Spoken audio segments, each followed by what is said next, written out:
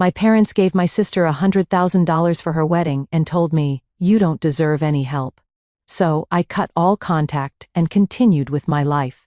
3 years later, my sister passed by my $2 million house and called my mother crying, "Why does she have that?" My name is Sarah, and I am 28 years old. I grew up in a middle-class family in Boston where my father worked as a surgeon, and my mother taught at the local university. My older sister Vanessa was always the golden child. When she got engaged, my parents joyfully gave her $100,000 for her dream wedding. 2 weeks later, when I announced my engagement to John, I hoped for similar support. Instead, they called me in for a family talk that left me stunned and heartbroken.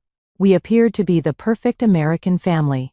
Dad was a respected orthopedic surgeon at Massachusetts General Hospital, and Mom was a tenured English professor at Boston University. We lived in a beautiful colonial house, in a good neighborhood, went on annual family vacations and celebrated holidays with extended family.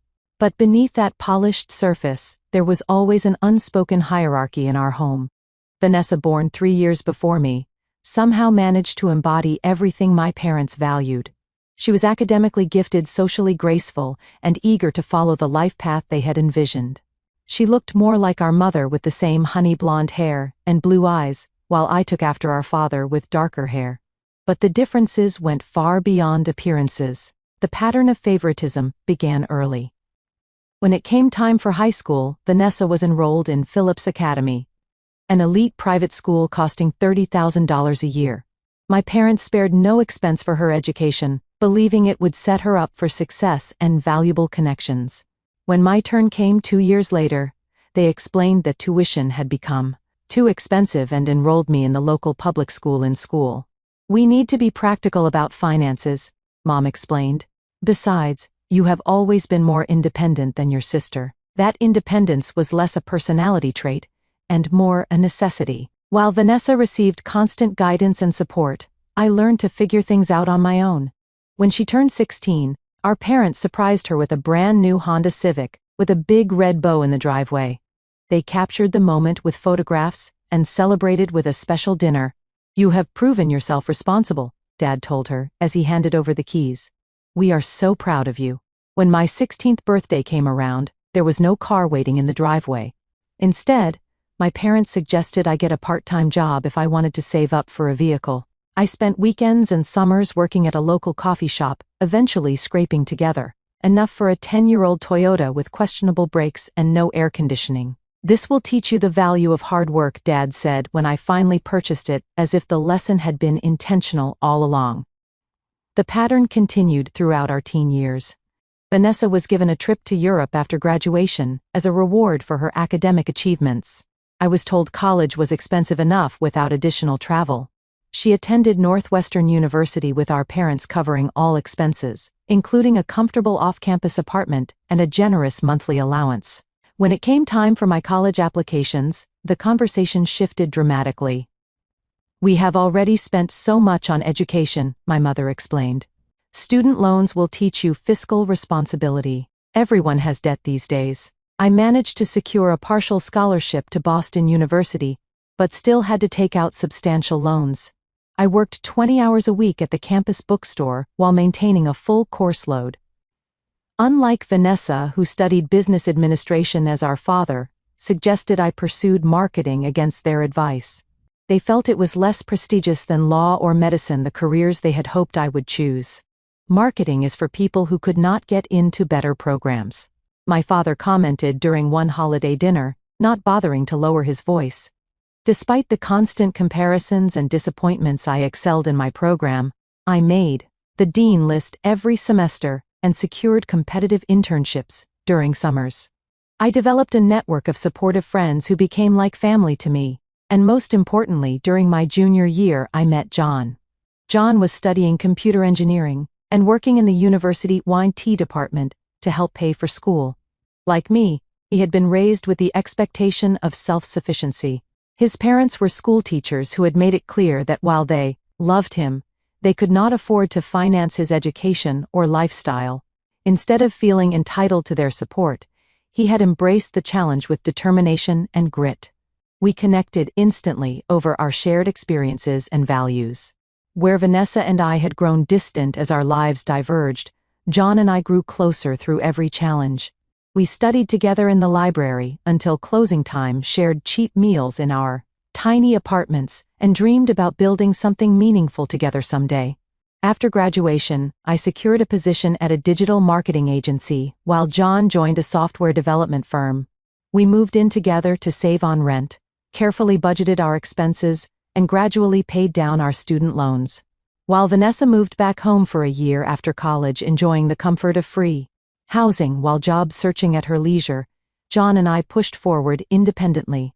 3 years after graduation, John proposed to me on a weekend hike through the White Mountains. There was no elaborate setup or expensive ring, just a genuine moment between two people who had built a foundation of mutual respect and love. The ring had belonged to his grandmother, a simple gold band with a small diamond that meant more to me than any extravagant jewelry could. "We do not need anything fancy," I told John as we began discussing wedding plans. "Just something small and meaningful with the people who really care about us." We set a budget of $10,000, which represented months of careful saving. We planned to hold the ceremony in a local park with a reception at our favorite neighborhood restaurant. No elaborate floral arrangements or designer dresses, just a sincere celebration of our commitment. That was our plan, until Vanessa announced her engagement to Gregory, the son of one of my father partners at the hospital. Gregory had never worked a day in his life, living off a trust fund and family connections. But he came from the right background with the right pedigree, and my parents were ecstatic about the match. Little did I know that this announcement would set in motion a series of events that would change my relationship with my family forever. The evening Vanessa called to announce her engagement, my parents threw an impromptu celebration. They ordered catering from an expensive restaurant, opened bottles of champagne they had been saving for a special occasion, and invited close family friends over with just a few hours' notice. I received the invitation via text message, almost as an afterthought. "Your sister is engaged, dinner at 7, try to be on time." John and I arrived promptly, finding the house already filled with people, congratulating Vanessa and admiring her enormous diamond ring. Gregory stood beside her, charming everyone with stories about his proposal at a 5-star resort in the Maldives. My mother fluttered around them like a delighted butterfly, while my father kept clapping Gregory on the shoulder as if welcoming a long-lost son. "We are so thrilled to welcome Gregory to the family," my mother announced during dinner. "And of course we want to give them the wedding they deserve." My father raised his glass. "Which is why your mother and I have decided to give Vanessa and Gregory $100,000 toward their wedding expenses." Gasps of approval echoed around the table as Vanessa squealed with delight and hugged our parents. I felt John tense beside me, but I squeezed his hand under the table. I was genuinely happy for my sister, even while recognizing the stark contrast to our own modest plans. Later that evening, as guests were leaving, Vanessa pulled me aside to show me her wedding Pinterest board on her phone. "I am thinking about a destination wedding in Napa Valley," she gushed. 200 guests, minimum, a designer gown and a live band. "Oh, and you will be one of my bridesmaids, of course." "Not maid of honor, though. That is going to be Olivia." Olivia was her college roommate, someone she had known for less than 5 years. I smiled and nodded, pushing down the slight sting of being relegated to secondary status, even in her bridal party. "That sounds beautiful, Vanessa. John and I are planning something small, but we are really excited too." "Oh," she said, her enthusiasm dimming slightly. "When are you thinking about having it?" "In about 6 months at Riverside Park, just close friends and family." 6 months, that is so soon, and outdoors, what if it rains? She looked genuinely confused, as if she could not comprehend choosing something so simple. "We want to keep it intimate and meaningful," I explained, "and we are working with what we can afford." Vanessa glanced toward our parents who were chatting with Gregory. "Well, I am sure Mom and Dad will help you too," she said, though her tone suggested she was less than certain. That conversation planted a seed of hope that perhaps my parents would offer some assistance with our wedding too. Not the extravagant sum they had given Vanessa, but something to indicate they valued my happiness equally. With this hope in mind, John and I decided to speak with them directly the following weekend. I called my mother and asked if we could come over for dinner to discuss our wedding plans. There was a pause on the line before she agreed, suggesting Sunday evening. When we arrived, the atmosphere was noticeably different from the celebratory mood of Vanessa's announcement. The house was quiet, no special dinner prepared.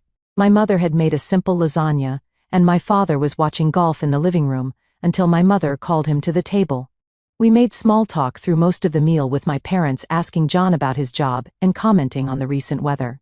It was as if they were deliberately avoiding the subject we had come to discuss.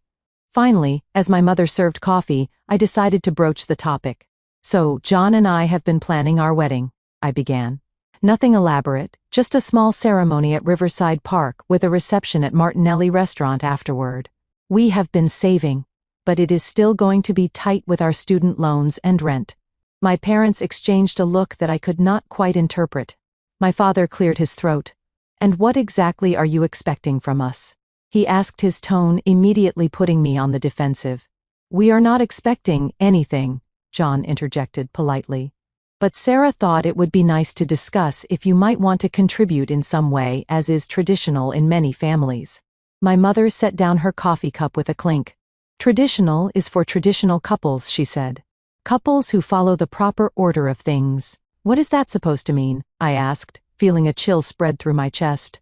My father leaned forward, folding his hands on the table. "It means, Sarah, that your sister has always made choices that align with our family values. She attended the right schools, pursued a respectable career path, and is marrying into a family that will enhance her social standing and security. While you," my mother continued, "have consistently chosen to do things your own way.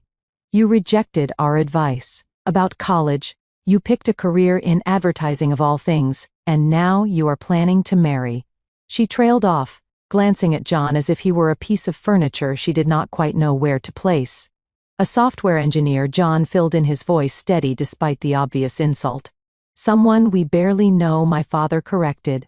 "Someone from a background that frankly does not match our family's social circle." I felt as if I had been slapped.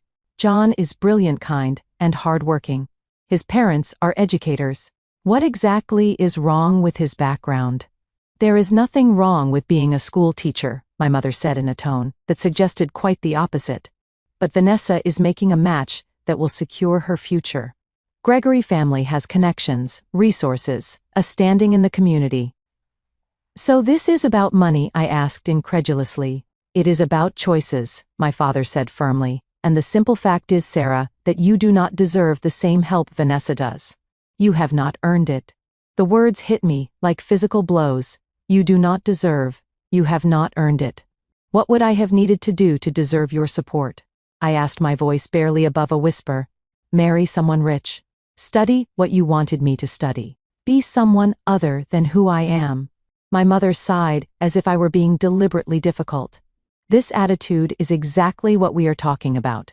Vanessa understands family obligation. She visits regularly, attends functions with us, maintains the right social connections. What have you done besides pursue your own interests without any regard for how it works? We have worked hard, I said, fighting back tears. We have paid our own way, built careers we are proud of, found happiness together. I thought that would matter to you. What matters, my father said coldly, is that we are giving Vanessa $100,000 for her wedding because she deserves it.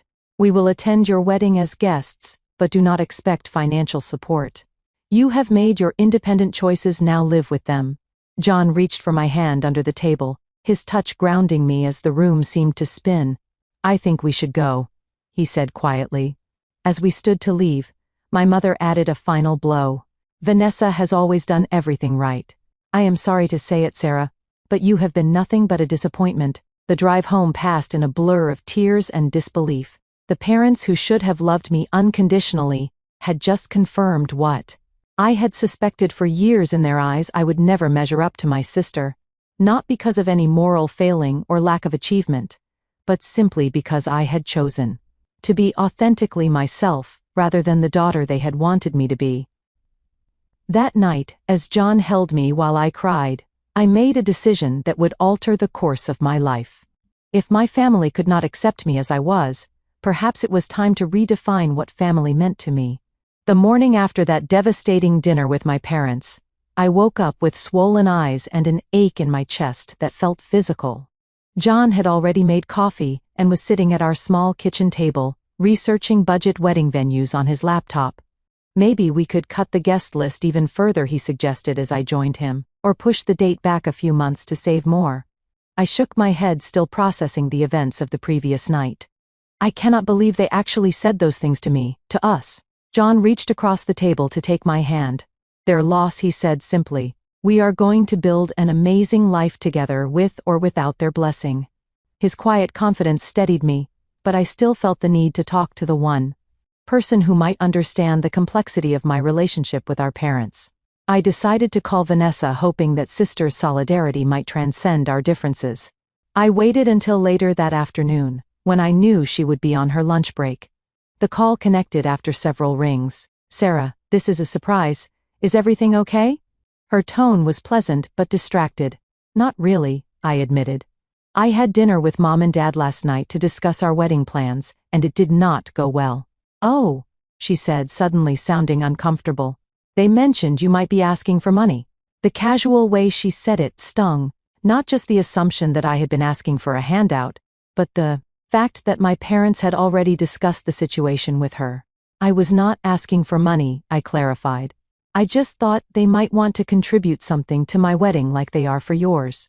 But they made it very clear that I do not deserve their help. There was a pause on the line. Look, Sarah, I do not want to get in the middle of this, but you have to admit, you have always done things your own way. You cannot expect the same support when you do not follow the path they laid out. I felt my throat tighten. So you agree with them, that I am undeserving because I made my own choices? Do not be so dramatic, she said. It is not about deserving, it is about family expectations. I fulfilled them, you rebelled against them. Actions have consequences. Expectations like what marrying someone wealthy, following a career path, I have no interest in. Do not be jealous of me because I chose the right path, Vanessa snapped. Gregory and I share values with Mom and Dad. We participate in family traditions. We maintain the right social connections. We consider how our choices reflect on the family name. What have you ever done except pursue your own agenda? It was eerily similar to what my mother had said. I realized then that Vanessa was not going to be my ally in this. She had too much invested in the family dynamic as it stood with her as the golden child, and me as the disappointment. I thought you might understand, I said quietly, or at least recognize how unfair this is. Life is not fair, Sarah. Some of us work hard to maintain family harmony, while others just do whatever they want, and then complain about the consequences. Look, I have to go. Gregory is waiting to take me to look at potential wedding venues. The call ended, and with it my last hope of finding understanding within my family. In the weeks that followed, I threw myself into work, staying late at the office and taking on additional projects. John worried about me, but understood my need to focus on something productive rather than dwell on the pain. Meanwhile, Vanessa wedding planning proceeded at full speed. My mother sent group texts with updates about venue selections, floral arrangements, and dress fittings. Each message was like salt and a wound, but I responded with brief, polite enthusiasm. I received a formal bridesmaid invitation in the mail, complete with a list of expectations, including attendance at 5 pre-wedding events, purchase of a specific dress costing nearly $1,000, and contribution to a luxury bachelorette weekend in Miami. The financial burden alone would have been significant, but it was the emotional toll I could not bear. After careful consideration, I called Vanessa to decline the bridesmaid role, offering instead to attend as a regular guest. Her reaction was immediate and furious. This is so typical of you, Sarah. Always thinking of yourself instead of supporting your family. Everyone is going to ask why my own sister is not in my wedding party. You can tell them the truth, I suggested, that I cannot afford the financial commitment right now. This is not about money, this is about your attitude. You have always been jealous of me, and now you are trying to ruin my special day. No amount of explanation could convince her that my decision was not driven by jealousy. The conversation ended with her threatening to uninvite me entirely, though a formal invitation still arrived in the mail 2 weeks later. As the wedding date approached, John and I discussed whether we should attend at all. Part of me wanted to avoid the event and the inevitable emotional minefield it represented, but another part felt that not attending would only reinforce their narrative about me being selfish and unsupportive. "We will go," John decided. "Hold our heads high, be polite, and leave early if needed. We have nothing to be ashamed of." Vanessa wedding day dawned bright and clear, a perfect June Saturday at a vineyard in Napa Valley. John and I arrived early, dressed well but not ostentatiously. The venue was spectacular, with flowering vines, elegant table settings, and a string quartet playing softly in the background. Every detail screamed expense and privilege. I made my way to the bridal suite to offer congratulations before the ceremony. Vanessa was surrounded by her bridesmaids, all wearing identical lavender gowns. She looked stunning in a custom designer dress that probably cost more than our entire wedding budget. "Sarah," she acknowledged me coolly, "I am glad you could make it." "You look beautiful," I said sincerely. "Congratulations." She accepted the compliment with a nod. "Mom has seated you and John at table 11 with the cousins from Dad's side. I hope that is okay." Table 11, I later discovered, was the farthest from the head table, tucked behind a large floral arrangement. We were seated with distant relatives who seemed confused about who we were. One elderly great-aunt repeatedly asked John if he was the photographer boy. During the reception, my parents made their rounds, stopping at every table to chat with guests. When they reached ours, their greeting was cordial but brief. "Sarah, John, glad you could make it," my father said, stiffly, as if we were business acquaintances rather than family. "Lovely ceremony," I offered. "Vanessa looks happy." "She deserves it," my mother replied. "She has always made us proud." The implication hung in the air between us. Unlike you, the real knife twist came during the toasts. My father stood glass, raised, and spoke about the joy of watching his daughter grow into an exemplary woman who had fulfilled every hope they had for her. "Vanessa has never taken a misstep," he said proudly. "Every choice, every decision has been thoughtful and aligned with our family values. And now she has found a partner who shares those values and will help her continue our family legacy of excellence." My mother followed with her own speech, highlighting Vanessa's adherence to tradition and family duty. "Some children follow their own path," she said, her gaze briefly finding me in the crowd, "but Vanessa has always understood the importance of family expectations. This wedding, which we are proud to fully support, is a testament to her character." Later, during the dancing, I overheard my mother talking to one of her friends. "My younger daughter has never quite lived up to family expectations," she was saying. "Such a shame, but what can you do? They make their choices." It was the final straw. I found John at the bar and whispered that I needed to leave. We slipped out quietly during a group dance number, driving back to our hotel in silence.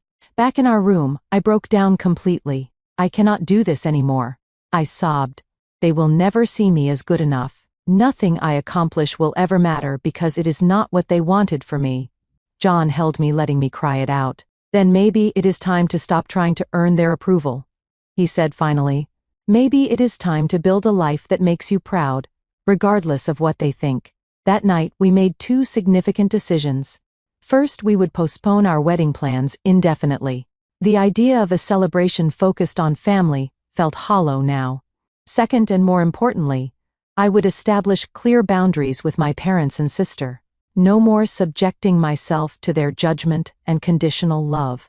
The next morning, I blocked my family phone numbers and social media accounts. I sent a brief email explaining that I needed space and would contact them when I was ready. Then John and I returned home, ready to focus on building our future together without the shadow of family disapproval hanging over us. It was the hardest decision I had ever made, but also the most liberating. Little did I know that this painful break would set us on a path to success beyond anything I could have imagined. The first year after cutting contact with my family was the hardest. Birthdays, holidays, and random Tuesday evenings, when a childhood memory surfaced unexpectedly, all became moments of grief. I mourned not just the relationship we had, but the one I had always hoped we might someday develop. The silence from their end was deafening. No calls, no emails asking me to reconsider. It confirmed what part of me had always known: their love had been conditional, based on my compliance rather than my inherent worth as their daughter. John suggested I try therapy, and after some reluctance, I agreed. My therapist, Dr. Levine, helped me understand the patterns of emotional neglect that had defined my childhood and the impact they had on my self-worth. What your parents did is called conditional parenting, she explained during one session. Love and approval are given only when the child meets certain expectations. It is damaging because it teaches children that their inherent value is tied to performance or compliance. But why did they treat Vanessa differently? I asked the question that had haunted me for years. Some parents unconsciously designate roles to their children. The golden child, the scapegoat. It says more about their own needs and insecurities than about either of you. Week by week, I began to untangle my sense of self from my family expectations. I realized that the qualities they had criticized my independence and determination to forge my own path were actually strengths that had served me well. One evening, as John and I were discussing my latest therapy breakthrough, he suggested a shift in focus. I know processing your family stuff is important, he said. But what if we also put energy into building the future we want, not as a reaction to them, but as a positive choice for ourselves? His words resonated with something deep inside me. For so long I had defined myself in opposition to my family expectations. What would it look like to define myself by my own aspirations instead? The next day, I created a vision board for our life together.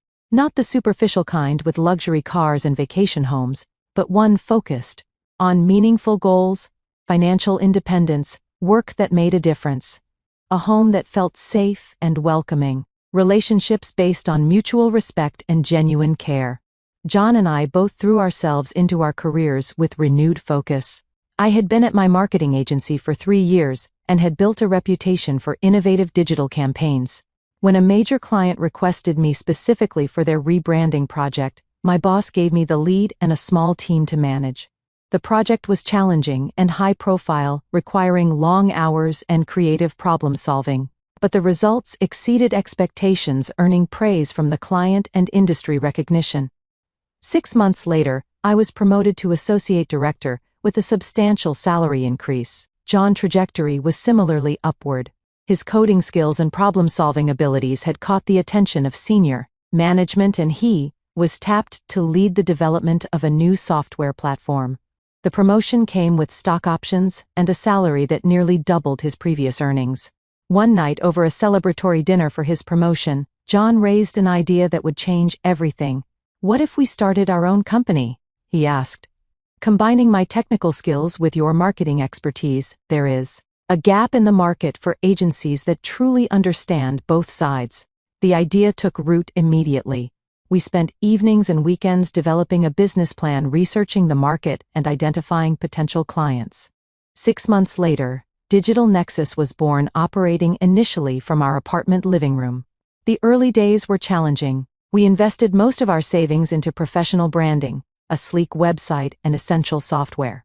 We worked 16-hour days, with John handling the technical development, and me focusing on client acquisition and marketing strategy. Our first client was a small local business owner I had met at a networking event. She took a chance on us despite our limited portfolio, impressed by our personalized approach and enthusiasm. The project was a success, leading to referrals and gradually a growing client base. 4 months in, we landed our first major client, a regional restaurant chain needing a complete digital overhaul. The project was complex and high stakes, requiring us to hire 2 freelancers to help with the workload. The pressure was immense, with both our reputation and financial stability hanging in the balance. The night before the client presentation, we worked until 3 a.m, fine-tuning every aspect of the deliverables. I remember looking across our makeshift home office at John, his face illuminated by the computer screen, and feeling a surge of gratitude. While my biological family had dismissed our potential, we were building something meaningful together. The presentation was a triumph. The client not only approved our work, but referred us to several business partners. Within 6 months, we had enough consistent business to lease a small office space, and hire 3 full-time employees. By the end of our first year, Digital Nexus had established a reputation for innovative solutions that delivered measurable results. Our client roster included several recognizable brands, and we had expanded to a team of 12. Through it all, my family remained absent from my life. Occasionally, I would receive a generic birthday card from my mother, or a holiday mass email, including me among dozens of recipients. My father never reached out at all. Vanessa sent a stiff announcement of her first pregnancy address to Sarah and guest, rather than including John by name. These small reminders still hurt, but the pain was dulled by the joy and fulfillment I found in the life John and I were creating together. We had formed close friendships with several couples who shared our values and interests. We had mentors in the business community who provided guidance and support. We had built a chosen family that celebrated our successes and stood by us through challenges. On our 3rd anniversary, John suggested we revisit the idea of getting married. Not a big production, he clarified. Just something intimate with the people who have actually been there for us. 2 months later, we exchanged vows in the garden of our favorite restaurant, surrounded by 20 friends who had become family to us.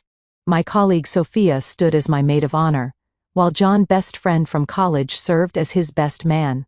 There were no elaborate floral arrangements or designer attire, just sincere vows and genuine celebration. The total cost came to just under $8,000, a fraction of what Vanessa's wedding had cost. But as we danced under string lights with people who truly cared about us, I knew our celebration held something money could not buy: authenticity. I did not invite my parents or Vanessa. The decision brought some sadness, but also a sense of protection for this new chapter of our lives. Our wedding would not be tainted by their judgment or conditional approval. The months following our wedding brought unexpected developments for Digital Nexus. A case study we published about one of our successful campaigns went viral in industry circles, bringing attention from larger potential clients and investors. Suddenly, we were fielding calls from venture capitalists interested in funding our expansion. After careful consideration and extensive negotiation, we accepted an investment that allowed us to scale significantly while maintaining control of the company direction. We moved to larger offices, expanded our team to 30 people, and developed proprietary software that streamlined our process and enhanced our service offerings. 18 months after accepting the investment, we were approached by a major tech company interested in acquiring Digital Nexus. The initial offer was substantial, but John and I were hesitant to give up the company we had built from scratch. After several rounds of negotiation, we reached an agreement that exceeded our wildest expectations: $20 million, with both of us retained as consultants for 2 years with considerable compensation packages. The night the papers were signed, John and I sat on the floor of our apartment, a bottle of champagne between us, slightly dazed by the magnitude of what had just happened. "We did it," John whispered, his voice catching. "We really did it." I thought about the journey from that painful dinner with my parents to this moment of extraordinary success. Every dismissal, every judgment, every time they had told me I was not good enough had ultimately pushed me to prove, not to them, but to myself, that I could create a life of meaning and achievement on my own terms. "I want to buy a house," I said suddenly. "A real home somewhere we can put down roots." John smiled. I was thinking the same thing. "Let us start looking tomorrow." Little did I know that our new home would become the catalyst for an unexpected confrontation with the past I had worked so hard to leave behind. With our newfound financial security, John and I began searching for our dream home. We were not interested in ostentatious displays of wealth, but we did want space, privacy, and a property that reflected our personal aesthetic. After 3 months of looking, we found it a stunning contemporary home in an exclusive neighborhood set on 2 acres with mature trees and a view of the city skyline. The house itself was architectural perfection, 4,000 square feet of clean lines and thoughtful design. Floor-to-ceiling windows filled the space with natural light, while high ceilings created an atmosphere of calm spaciousness. The open-concept main floor featured a gourmet kitchen that would make any chef envious, with custom cabinets, quartz countertops, and top-of-the-line appliances. The primary bedroom suite included a sitting area fireplace and a bathroom that resembled a luxury spa, complete with a freestanding soaking tub, positioned to enjoy the private garden view. 3 additional bedrooms provided plenty of space for guests or future children, while a separate office suite would allow us to work from home when needed. Outside the property featured a naturally landscaped garden, a sleek infinity pool that seemed to merge with the horizon, and a covered patio with an outdoor kitchen and fireplace. It was in every way the antithesis of the traditional colonial-style home my parents had always valued, with its formal rooms and conventional aesthetics. The asking price was just under $2 million, a sum that would have seemed impossible just a few years earlier. Now we could purchase it outright without a mortgage. The day we signed the closing documents and received the keys, I felt a sense of achievement that went beyond material acquisition. This home represented freedom, the tangible result of following my own path, despite the disapproval of those who should have supported me most. We took our time furnishing the house, selecting each piece carefully to create a space that felt both luxurious and welcoming. Modern art from local artists adorned the walls, while comfortable seating invited conversation and relaxation. It became not just a showcase, but a true home one, where we hosted dinner parties for friends and colleagues, celebrated holidays, and built our life together. Meanwhile, we launched a new business venture, a software platform designed to help small businesses compete in the digital marketplace. With the experience and connections gained from Digital Nexus, this new company grew even faster than our first. Within 18 months, we had offices in 3 cities and a valuation that exceeded our previous success. As our professional achievements accumulated, I occasionally heard snippets of information about my family through mutual acquaintances. My father had been named in a medical malpractice lawsuit that had damaged his reputation at the hospital. Though the case was eventually settled, the financial impact had been significant, forcing my parents to downsize their home and adjust their lifestyle. Vanessa's marriage to Gregory had also hit rough waters. His family wealth, which had been a primary factor in my parents' approval, turned out to be mostly illusion, maintained through excessive debt and questionable financial practices. When his father company faced bankruptcy following an SEC investigation, the facade crumbled. Gregory lost his nominal job at the family firm and struggled to find employment without any actual skills or experience.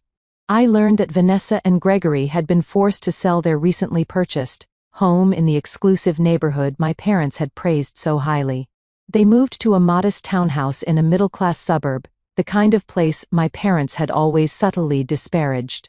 Vanessa had taken a job at a corporate marketing department, finally putting her business degree to practical use out of necessity rather than choice. These developments did not bring me joy. Despite everything, I did not wish hardship on my family. But there was a certain poetic justice in the collapse of the very things they had valued above genuine connection and unconditional love. One bright spring Saturday, John and I were enjoying breakfast on our patio, discussing plans for a charity gala we were hosting the following month, when my phone buzzed with a text from Sophia, one of the few people who knew my family history. "Just saw your sister driving slowly past your house, thought you should know." I felt a chill. Despite the warm morning Sunday, Sophia lived 3 houses down from us and had met Vanessa once at our wedding. The fact that she had recognized her was unsettling enough, but the idea of Vanessa essentially spying on our home was deeply disturbing. "Are you sure it was her?" I texted back. "Positive. She stopped across the street for several minutes just staring at your house. I was walking the dog and made eye contact with her. She drove away immediately." I showed the message to John, who frowned. "That is strange. Do you think she was just curious, or is something else going on?" "I have no idea," I admitted. "We have not spoken in over 3 years." Later that afternoon, my question was answered when my phone rang with a number I had not seen in years: my mother. My finger hovered over the decline button, but curiosity won out. "Hello," I answered cautiously. "Sarah, is that really you?" My mother's voice sounded older, more tentative than I remembered. "Yes, it is me. Is everything okay?" Despite everything, my first thought was concerned that someone might be ill or injured. "Yes, well, as okay as can be expected." She paused, seemingly gathering her thoughts. "I think we are overdue for a conversation. Do not you? It has been too long." The casual way she referred to our estrangement, as if it had been a mutual decision, rather than a response to their rejection, made me grip the phone tighter. "Why are you calling now after all this time?" I asked directly. Another pause. "We miss you, Sarah. Family should not be apart like this. And well, Vanessa mentioned she happened to drive by your new home today. It looks quite impressive." There it was. Not concerned for my well-being or regret for past treatment, but awareness of my financial success. "She did not happen to drive by," I corrected. "We live in a gated community 40 minutes from her neighborhood. She would have had to deliberately seek out our address. Well, regardless." My mother continued, glossing over this fact. "It made us realize how long it has been since we have seen you. We would love to visit your new home, reconnect, put the past behind us." I closed my eyes, processing the sudden reappearance of my family in my life. 3 years of silence, then Vanessa drives by my house, and suddenly they want to reconcile. "I need to think about this," I said finally. "I will call you back." John listened as I recounted the conversation, his expression growing more concerned with each detail. "It sounds like they found out you are successful and now they want to be part of it," he observed. "The timing is suspicious, to say the least." I nodded, the same thought having crossed my mind, but part of me wonders if I should at least hear them out, not for their sake, but for my own closure. After much discussion, John and I agreed to a limited meeting. I would invite them to our home, establish clear boundaries, and see if genuine reconciliation was possible, or if their motives were as self-serving as we suspected. I called my mother back the next day. "You can come for coffee this Saturday at 2, I said, keeping my tone neutral just to talk. "Wonderful," she exclaimed. "Your father and I will be there. Should we bring anything?" "Just yourselves," I replied, "and Mom Vanessa is welcome to come too." There was a moment of silence. "Oh, I will let her know. I am sure she would love to see you." After ending the call, I felt a mixture of anxiety and resolution. Whatever happened on Saturday, I would face my family from a position of strength, secure in the life and identity I had built for myself. They no longer held power over my sense of worth or belonging. Saturday arrived with clear skies and mild temperatures. John and I prepared a simple spread of coffee, tea, and pastries from a local bakery, setting everything on the patio overlooking the pool and garden. As the clock approached 2, we positioned ourselves in the living room, visible through the large windows but not waiting anxiously at the door. At precisely to the gate, security called to announce visitors. Minutes later, a car I did not recognize pulled into our circular driveway. My father emerged first, followed by my mother, both looking older than I remembered. Last to exit was Vanessa, her expression difficult to read from a distance.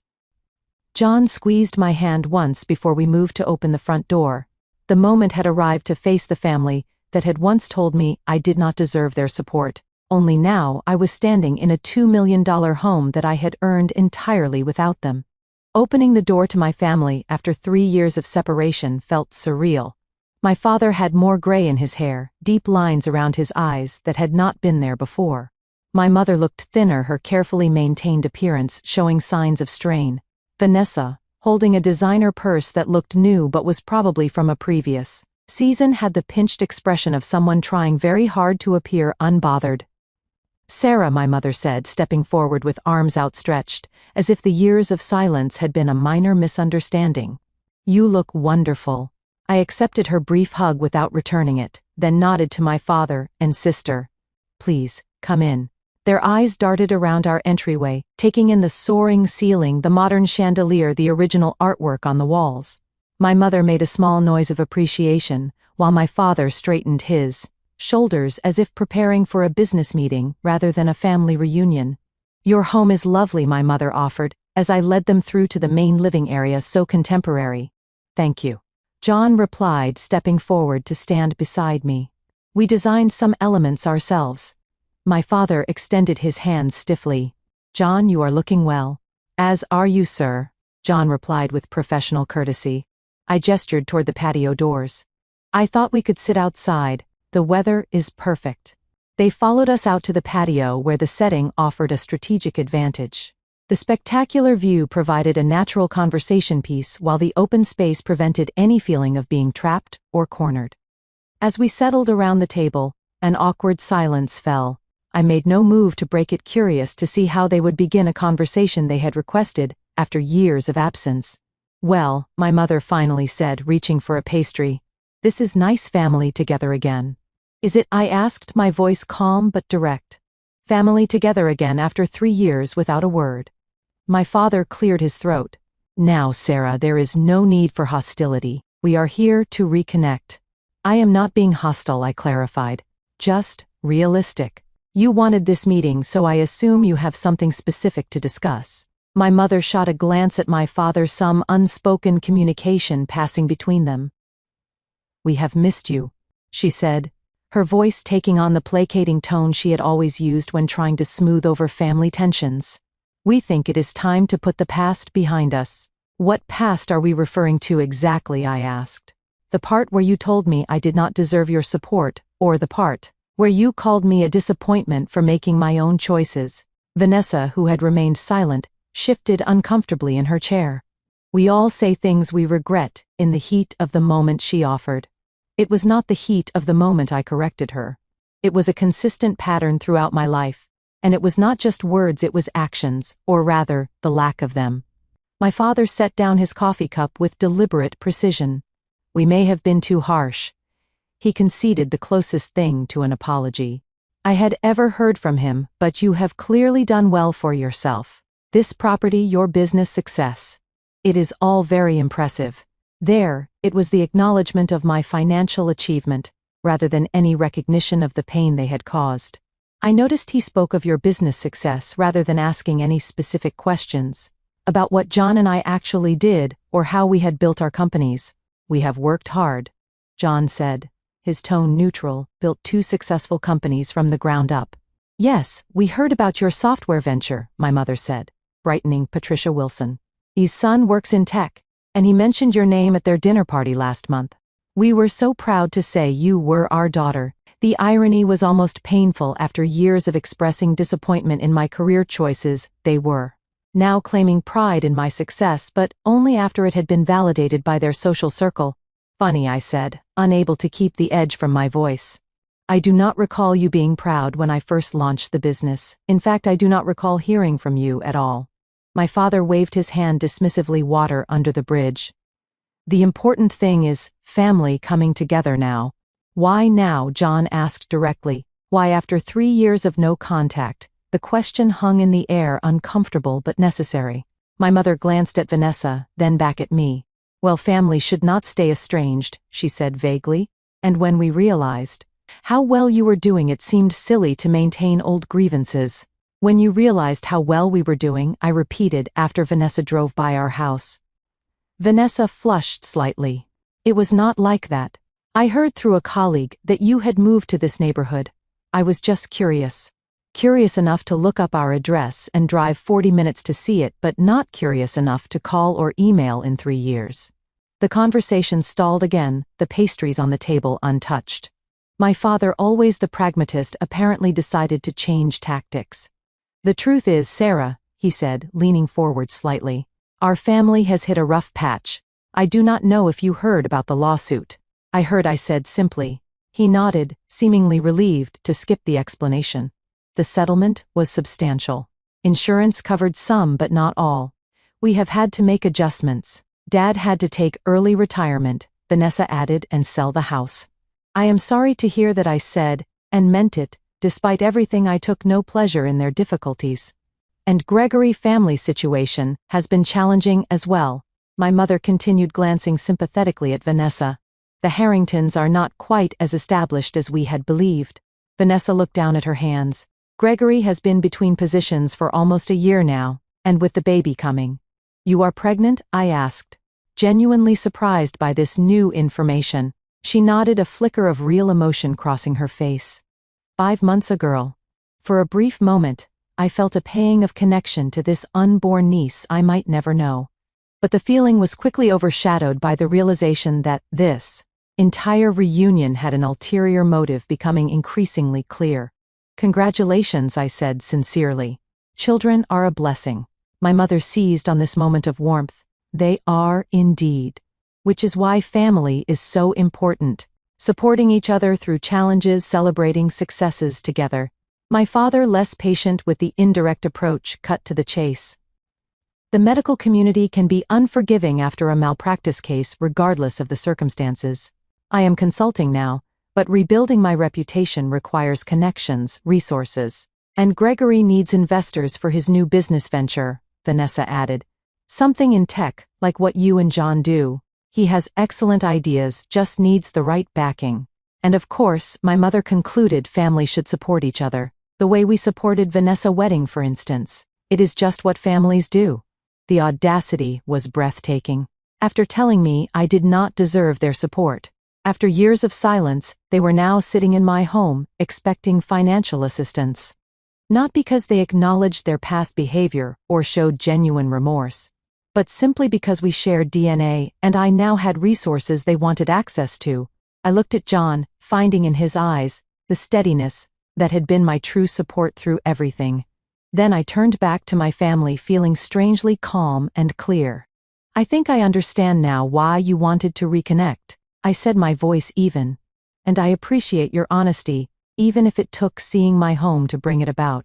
My mother smiled, seemingly relieved that the subtext was now text. So, you will help. We are thinking a loan to start, perhaps $200,000, to help your father re-establish his consulting practice. And maybe the same for Gregory Venture. Family investing in family. The casual way she named these substantial sums, as if they were insignificant tokens, rather than more money than they had ever offered me, confirmed everything I needed to know about this reunion. I stood up slowly, straightening to my full height. I need to be honest with you too, I said. I did not invite you here today to negotiate financial arrangements. I invited you because part of me wondered if genuine reconciliation was possible. My father frowned, sensing the shift in direction. Sarah, do not be dramatic. We are simply discussing practical family matters. No, I corrected him. You are asking for financial help from the daughter you explicitly told was undeserving of your support. The daughter whose life choices you criticized and whose wedding you refused to contribute to because, and I quote, I had not earned it. Vanessa interjected. That was different. We did not know you would become so successful. Her words hung in the air, the naked truth finally exposed. Their treatment of me had been based on a calculation of what I could provide them, not on unconditional love or belief in my worth. Thank you for that clarification, Vanessa, I said quietly. It tells me everything I need to know. I turned to my parents feeling not anger but a profound sadness for what might have been. I think you should leave now. All of you. My mother gasp was theatrical. You are throwing us out. Your own family. I am asking you to leave my home. I corrected. The home I built without your support or approval. The home that apparently only made me worthy of your attention once you saw it. My father stood abruptly. This is outrageous. After all we have done for you. What exactly have you done for me? I asked, genuinely curious about his perception. He sputtered, unable to provide specific examples. We raised you, educated you. You provided the legal minimum required of parents, I countered, and made it clear at every turn that I was less valuable than my sister because I did not conform to your expectations. So you will not help us? Vanessa asked, her voice small. Not even for your niece. The appeal to family obligation was ironic, coming from someone who had stood by silently while our parents dismissed my worth.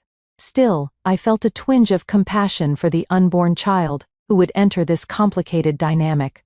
I will not be financially supporting Dad career rehabilitation or Gregory business venture, I said firmly, but I would be willing to set up an education fund for your daughter provided it is in her name only and cannot be accessed for any other purpose. My offer, meant as a genuine olive branch to my future niece, was met with indignation rather than gratitude. How dare you dictate terms to us, my mother snapped, as if we cannot be trusted with our own granddaughter future. John, who had remained admirably restrained throughout the conversation, finally spoke. I think Sarah has been more than generous given the circumstances.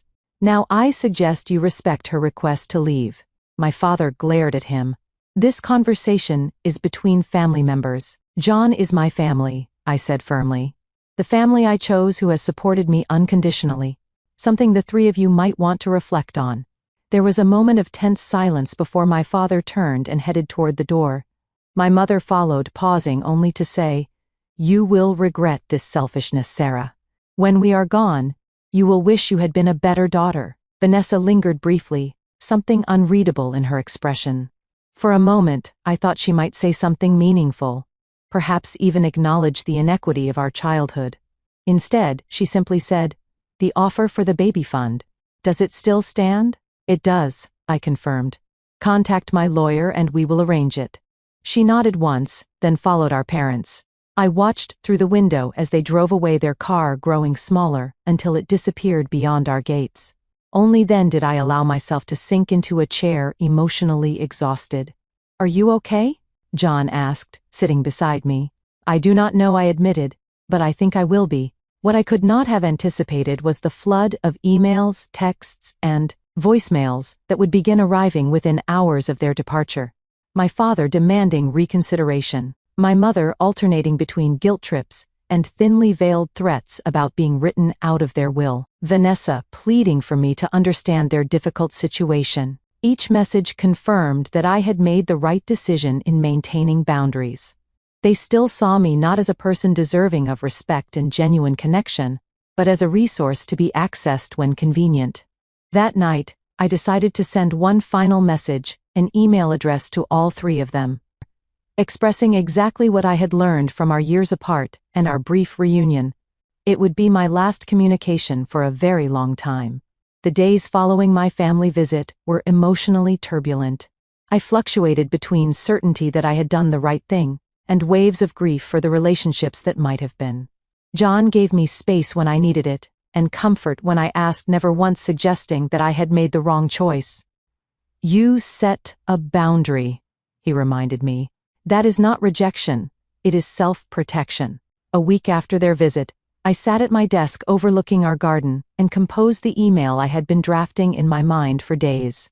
It would be my final word on the matter, a closing statement, rather than an invitation for further dialogue. "Dear Mom, Dad, and Vanessa, I have given our recent reunion considerable thought. I want to be clear that this email is not written in anger, but from a place of clarity that has taken years to achieve. I do not hate any of you. I do not wish you ill. In fact, I hope you find your way through your current challenges. However, I cannot provide the financial assistance you are seeking.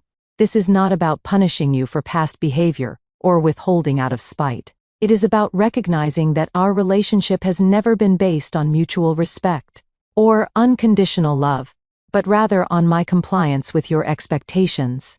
For Vanessa, I have arranged an education trust for your daughter as promised. My lawyer will contact you with the details. This is not because I feel obligated, but because I want your child to have options regardless of our complicated history. Beyond this, I ask that you respect my decision to maintain distance. The 3 years we spent apart were painful, but also healing. I built a life that brings me joy and fulfillment, surrounded by people who value me for who I am, not what I can provide or how I reflect on them. If someday you are interested in a relationship based on genuine connection, rather than financial need, I might be open to that conversation. Until then, I wish you well, but need to protect the peace and happiness I have worked so hard to create. Sarah. I hit send before I could second-guess myself, then closed my laptop. There was a finality to the action that brought both sadness and relief. I had said what needed to be said without cruelty, but also without compromise. The response was predictable. My father sent a terse message calling me selfish and ungrateful. My mother wrote a lengthy email detailing all she had sacrificed for me, concluding that I was breaking her heart. Vanessa sent a text thanking me for the trust fund, but suggesting I was being unnecessarily harsh with our aging parents. I did not respond to any of them. Instead, John and I focused on moving forward with our lives and the positive impact we could make with our success. We established a scholarship foundation for first-generation college students, particularly those pursuing entrepreneurship without family financial support. The program provided not just tuition assistance, but mentorship and networking opportunities, the kind of support I had wished for during my own college years. We also created an incubator program for women-owned startups offering seed funding and guidance to promising entrepreneurs. Watching these businesses grow from concept to thriving enterprises brought a satisfaction deeper than any luxury purchase could provide. In our personal life, we continued to nurture the community of friends who had become our chosen family. We hosted regular dinners, celebrated milestones together, and supported each other through challenges. These relationships, based on mutual respect and genuine care, showed me what healthy connections truly looked like. 6 months after the confrontation with my family, I discovered I was pregnant. The joy and trepidation of impending parenthood sparked deep reflection on the kind of mother I wanted to be, the family culture I hoped to create. I want our child to know they are loved unconditionally. I told John one night, as we discussed nursery colors, that their worth is not tied to achievements or compliance. They will know, John assured me, because we both understand how important that is. As my pregnancy progressed, I thought often about the patterns of family dysfunction and how easily they could be perpetuated without conscious effort. I read books on emotionally healthy parenting, joined support groups for expectant mothers, and even resumed therapy to process my own childhood experiences before bringing a new life into the world. One evening, while sorting through old photographs for a baby memory book, I found a picture of myself at about 7 years old, standing proudly beside a science fair project. My smile was wide, my posture confident. I remembered that day clearly, the excitement of presenting my work, the blue ribbon I had won. What I also remembered with adult perspective was my parents' lukewarm response. "Second place is nice," my father had said. "Vanessa won first last year, of course." Looking at that hopeful child, I made a silent promise to my unborn baby: "You will never be compared. Your achievements will be celebrated for their own merit, not measured against someone else's standard. Your worth will never be in question." 2 months later, our daughter Emma was born, a healthy 7-pound baby with John eyes and my determined chin. Holding her in the hospital, I felt a love so pure and unconditional that it highlighted, by contrast, the conditional nature of the love I had received growing up. My parents and Vanessa sent obligatory congratulations cards and a gift for the baby. I sent polite thank you notes but did not extend invitations to visit. The boundaries I had established remained important, perhaps even more so, now that I was responsible for protecting not just myself but my child. As Emma grew from infant to toddler, I watched with wonder the person she was becoming, delighting in her uniqueness rather than trying to shape her into a predetermined mold. When she showed interest in anything, whether finger painting or building blocks, we encouraged her curiosity without judgment or expectation. On her 3rd birthday, as we celebrated with the close friends who had become her honorary aunts and uncles, I reflected on the journey that had brought me to this point. From the painful dinner where my parents had declared me undeserving to the creation of a thriving business to this moment of simple joy watching my daughter blow out candles supported by people who loved us authentically. The greatest success in my life was not the $2 million home or the profitable businesses, though those achievements were significant. It was building a life aligned with my own values rather than someone else's expectations. It was creating a family culture based on acceptance and support rather than conditional approval and comparison. Sometimes the greatest gift we can receive is the rejection that forces us to find our own path. My parents telling me I did not deserve their help pushed me to prove, not to them but to myself, that I could create something meaningful on my own terms. Their rejection, painful as it was, ultimately freed me from the constraints of their narrow definition of success. The family we are born into shapes us, but it does not define us. Sometimes we must create our own definition of family, gathering people who see our worth and support our authentic selves. And sometimes the most loving thing we can do for ourselves is to maintain boundaries with those who cannot or will not offer the respect and acceptance we deserve. I do not know if my relationship with my parents and sister will ever heal. What I do know is that I am no longer waiting for their approval or validation. I am too busy living a life that makes me proud, raising a daughter who will never question her inherent value and contributing to a world that recognizes worth beyond material success or social standing. I did not build this life to prove anything to my family, but I have come to understand that sometimes the cruelest rejections open the most beautiful doors. You never know how strong you are until being strong is your only option. Have you ever had to choose between family expectations and your own path? How did you handle that difficult decision? And as this story quietly slips away into the shadows of your mind, dissolving into the silent spaces where memory and mystery entwine, understand that this was never just a story. It was an awakening, a raw pulse of human truth, wrapped in whispered secrets and veiled emotions. Every word a shard of fractured reality, every sentence a bridge between worlds seen and unseen, between the light of revelation and the dark abyss of what remains unsaid. It is here, in this liminal space, that stories breathe, their most potent magic, stirring the deepest chambers of your soul, provoking the unspoken fears, the buried desires, and the fragile hopes that cling to your heart. Like fragile embers, this is the power of these tales, these digital confessions whispered into the void, where anonymity becomes the mask for truth, and every viewer becomes the keeper of secrets too heavy to carry alone. And now, that secret, that trembling echo of someone else's reality, becomes part of your own shadowed narrative, intertwining with your thoughts, awakening that undeniable curiosity, the insatiable hunger to know what lies beyond. What stories have yet to be told, what mysteries hover just out of reach, waiting for you to uncover them. So hold on to this feeling, this electric thread of wonder and unease, for it is what connects us all across the vast unseen web of human experience. And if your heart races, if your mind lingers on the what-ifs and the maybes, then you know the story has done its work, its magic has woven itself into the fabric of your being. So before you step away from this realm, remember this: every story you encounter here is a whispered invitation to look deeper, to listen harder, to embrace the darkness and the light alike. And if you found yourself lost, found yourself changed even slightly, then honor this connection by keeping the flame alive. Like this video if the story haunted you, subscribe to join the fellowship of seekers who chase the unseen truths, and ring the bell to be the first to greet the next confession, the next shadow, the next revelation waiting to rise from the depths. Because here, we don't merely tell stories. We, some and them, we become vessels for the forgotten, the hidden and the unspoken, and you, dear listener, have become part of this sacred ritual.